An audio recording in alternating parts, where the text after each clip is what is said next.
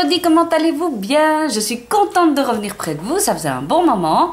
Je m'appelle Anne-Marie, alias Cœur de beurre sur la toile, et je vous présente une vidéo silhouette pour la fourmi créative. On va aujourd'hui faire un pot de sauce barbecue pour la fête des papas.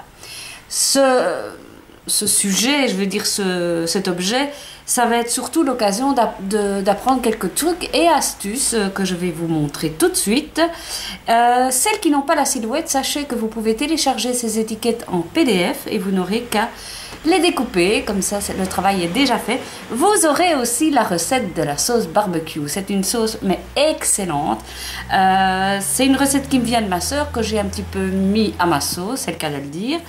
Et je trouve que c'est vraiment une chouette idée à offrir. Et vous pouvez même faire ça, je parle aux instits, vous pouvez même faire cette sauce barbecue avec vos élèves parce qu'elle est extrêmement facile à faire. Il ne faut vraiment pas avoir des grands talents de cuisinier. C'est tout simple, tout simple, tout simple. Il y a juste qu'il faut beaucoup d'ingrédients, mais à la limite, on tape tout dans la casserole et on laisse cuire, presque. C'est presque ça. Donc voilà. Qu'est-ce que j'allais dire? Ben, on s'y met. On s'y met, hein. Et c'est parti, mon kiki. On va voir comment faire tout ça avec silhouette. Quand je dis qu'on va faire tout ça à la silhouette, pas la recette, hein. Vous aviez compris. Bon, on va entrer dans le détail de l'étiquette, comme ça vous allez un petit peu comprendre la structure et ce que vous allez pouvoir tirer comme partie de cette structure d'étiquette. Ce qui est bien avec ce genre d'étiquette, c'est qu'une fois que vous avez compris comment utiliser une bannière, comment y mettre un texte et un motif, comment en faire après une étiquette en mettant un rectangle intégré et comment aussi utiliser tous les types d'écriture que l'on a ainsi que les motifs du store silhouette.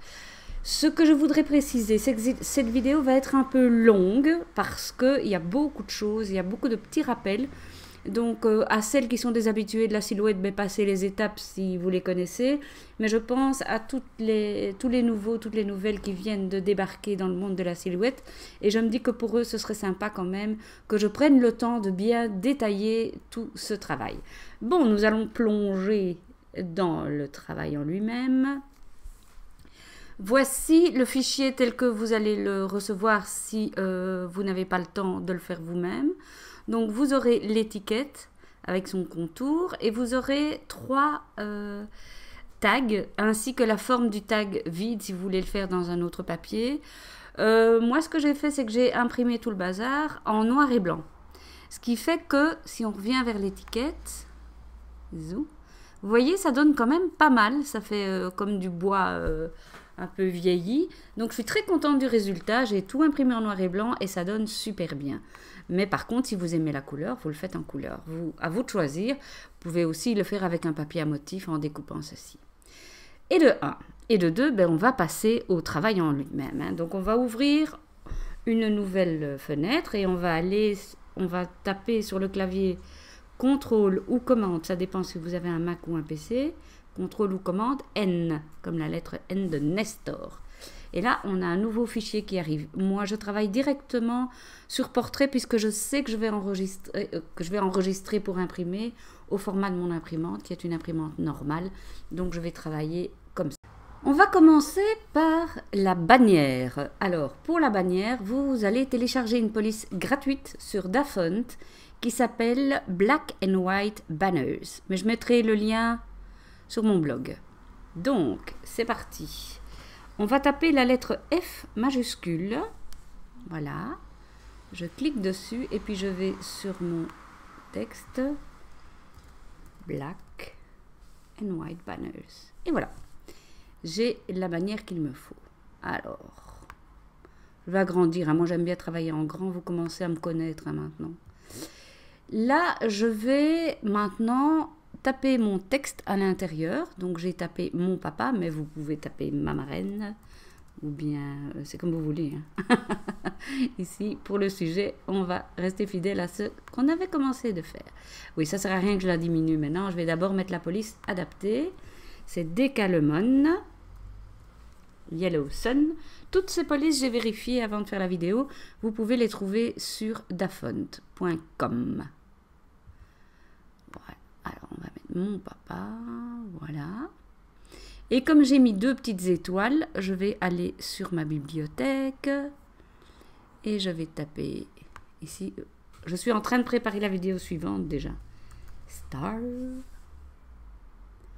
Star, star, star. Voilà, ça c'est une chouette étoile. Alors, scindé tracé composite. Ah non, zut. C'est pas ça que je voulais. Je vais revenir en arrière. Hop, hop. Voilà. Clic droit, scindé tracé composite. Clic droit, dégrouper. C'est peut-être tout simplement grouper. Tiens, ça alors. Créer tracé composite. Allez alors, scindé tracé composite, ça y est. Parfois, la façon dont le créateur ou la créatrice a créé l'image nous échappe. Mais on y arrive, hein, en travaillant avec scindé, tracé composite ou bien créer tracé composite, on finit par y arriver.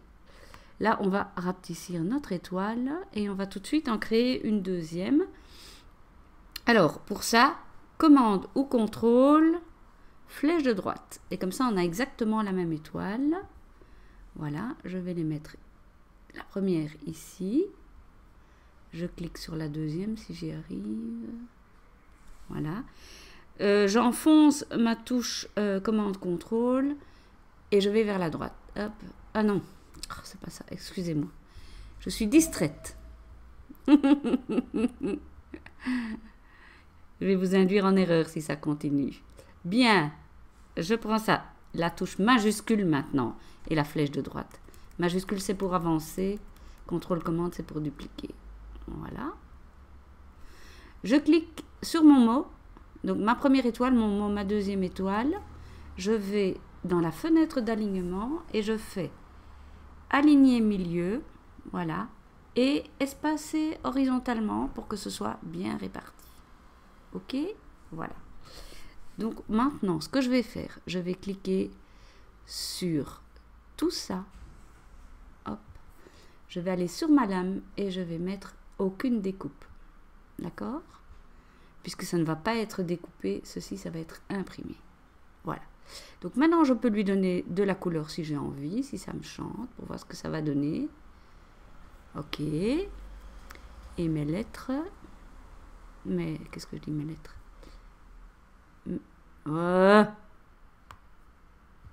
Allez, tout ça ici, je vais mettre en blanc. Et dans la couleur de trait, aucune. Voilà, et je remonte ma bannière. Voilà. Donc vous voyez que créer cette bannière, c'était pas très compliqué. Maintenant, je vais prendre uniquement ma bannière. Je clique uniquement sur la bannière et je vais dans la fenêtre de contour. OK? Et là, je vais créer un contour et je mets 2 mm. C'est ce que je mets en général, hein, pour celles et ceux qui me suivent. Appliquer. OK, c'est bon. Et maintenant, cette bannière va devenir le bord que ma silhouette va découper. Mais souvenez-vous, on a quand même une étiquette qui va là en dessous. Donc, ce qu'on va faire, on va créer... On va enlever ceci pour le moment. Oh, pardon. J'aurais dû tout prendre. Donc, je vais bouger ça. Non. Pas facile à attraper, le petit lolo. Je vais bouger ça ici. Voilà. Ouais, non. Il veut pas, hein. J'essaye d'attraper le contour. Est-ce que je l'ai? Oui. Voilà. J'ai mon contour. Et ceci, je vais le grouper. Donc, clic droit, grouper. Ou contrôle, commande, lettre G. Ça, c'est vous qui voyez. Je vais enlever le truc là parce que j'aime pas. Voilà. Maintenant que tout est groupé, je peux la mettre sur le côté pour travailler ceci. Alors, ce que je vais faire maintenant, je vais tracer un rectangle. Qui vient se mettre, donc la hauteur c'est vous qui voyez d'après l'étiquette que vous voulez faire, qui vient s'imbriquer dans ma bannière.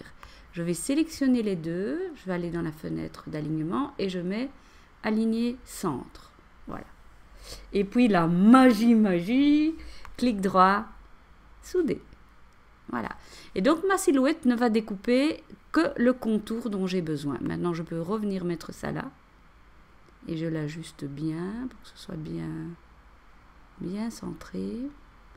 Voilà. Et je n'ai plus maintenant qu'à taper mon texte. Alors, pour le texte, vous allez trouver sur mon blog, et je mets l'adresse de mon blog en bas de la vidéo, vous allez trouver sur mon blog toutes les polices que j'ai utilisées. Je vous en suggère même une autre, vous verrez, vous allez voir ce que vous aimez bien. Ce sont vraiment des polices que moi j'aime bien, donc j'ai beaucoup de bonheur à les partager avec vous. Et c'est toutes des polices gratuites, hein. Voilà. Donc ici, on va grouper tout ça et on va le mettre sur le côté pour le moment. Voilà.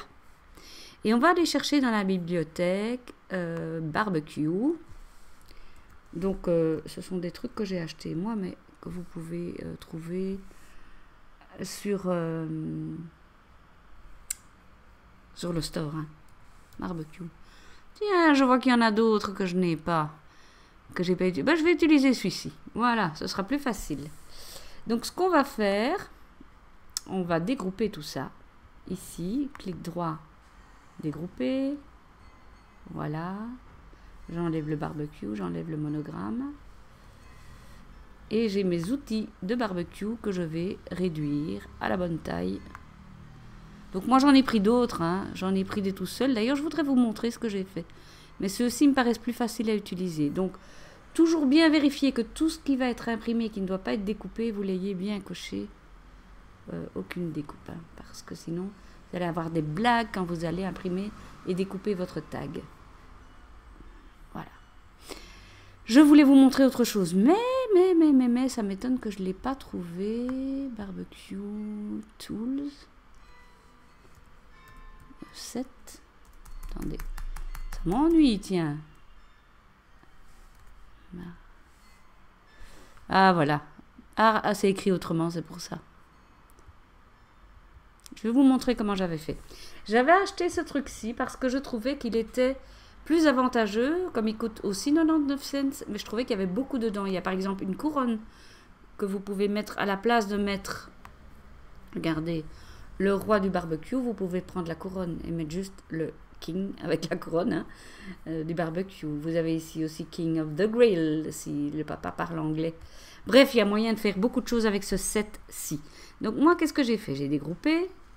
Déjà, attendez parce qu'il a tout sélectionné, voilà, dégroupé, ok, et j'ai juste pris la spatule, voilà, et le couteau, voilà, donc tout ça ici, je n'en ai pas besoin, le hot dog non plus, voilà, et donc ce que j'ai fait, je les ai remplis de noix, moi, vous savez, j'ai besoin du visuel, hein.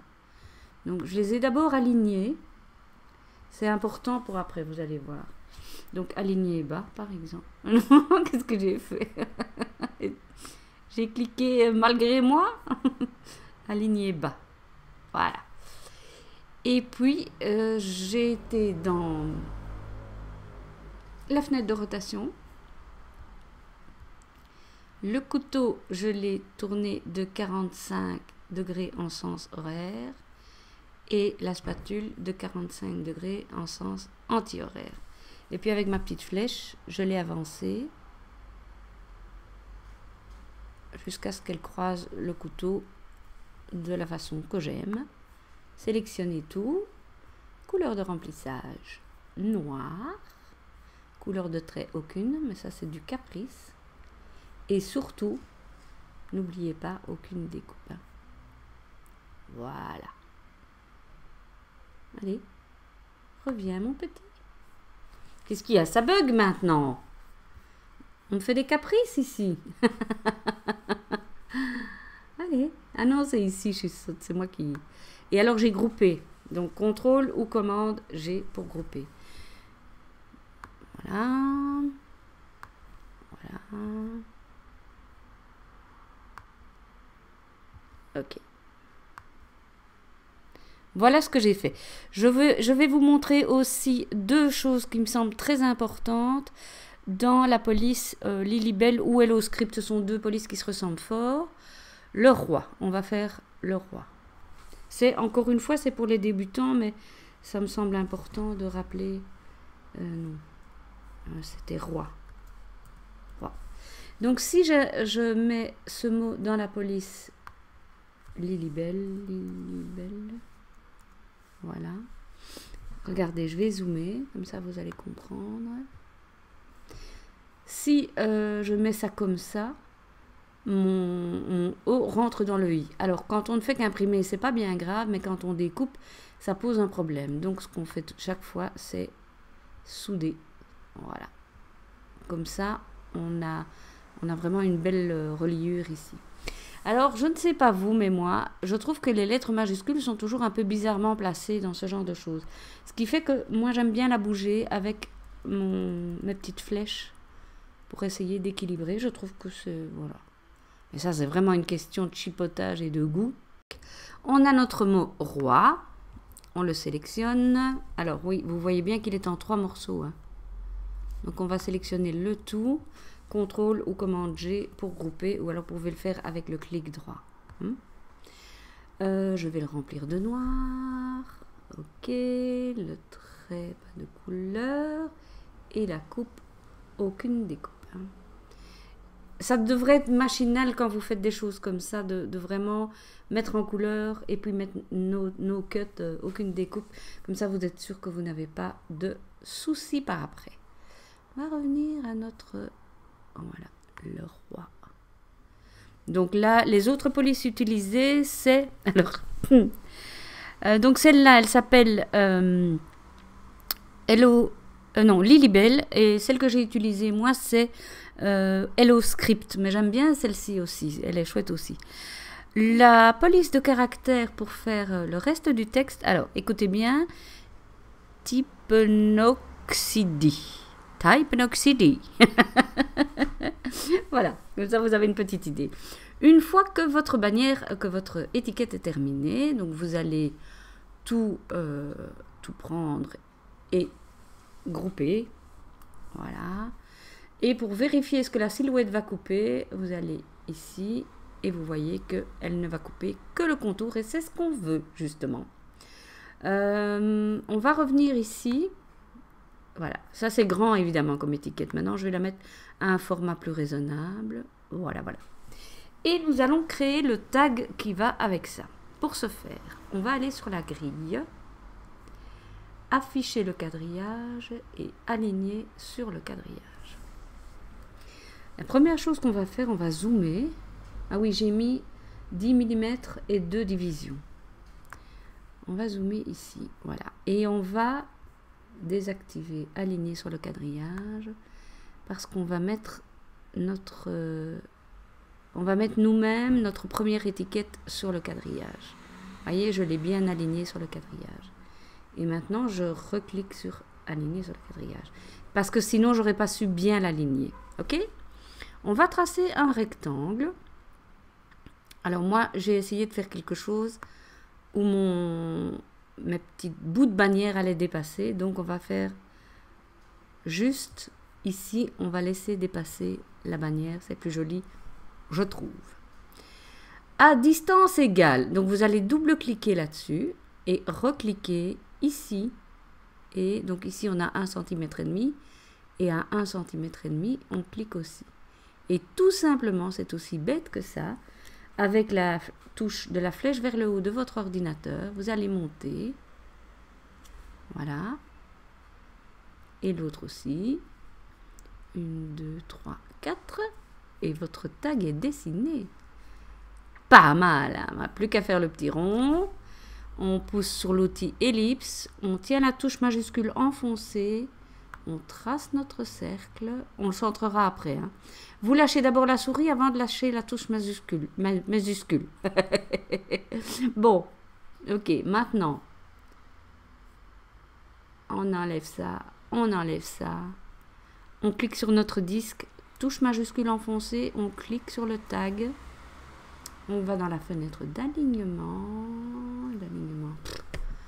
oh là là, ça va mal. Et on fait aligner centre. Et moi, je vais un petit peu le remonter parce que... Oh non, je suis sotte. Je clique sur mon disque et je le remonte un petit peu. Je trouvais qu'il était un peu loin. Voilà. Et donc, vous avez les deux. Et bien voilà. on a fini l'étiquette. Alors, pour en revenir à comment j'ai monté ça, donc j'ai découpé mon tag.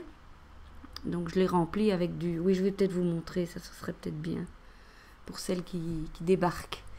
Donc, j'ai téléchargé des papiers et j'ai téléchargé des papiers effet bois. Les voici, les voilà. Donc, je vais cliquer sur mon tag. Et voilà. Ou bien voilà. Bref, c'est aussi simple que ça. Vous cliquez. Si vous n'avez pas Designer Edition, qui est la version qui permet de télécharger vos papiers digitaux dans la bibliothèque, on va faire autrement. On va revenir en arrière. Je vais vous montrer comment faire. Et pour ce faire, je vais copier mon tag.